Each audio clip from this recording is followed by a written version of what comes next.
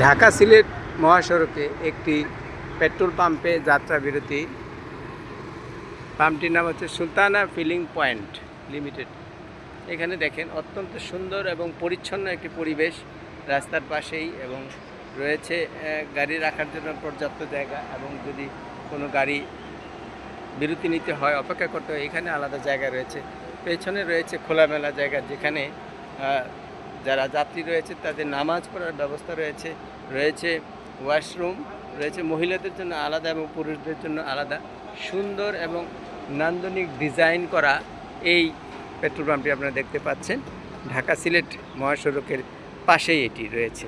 অত্যন্ত সুন্দর একটি মনোরম পরিবেশ আপনারা দেখতে পাচ্ছেন। আমরা যদি দেখাই, এখানে যথেষ্ট পরিমাণে জায়গা নিয়ে, ব্যাপক প্রশস্ত জায়গা নিয়ে এটি করা হয়েছে।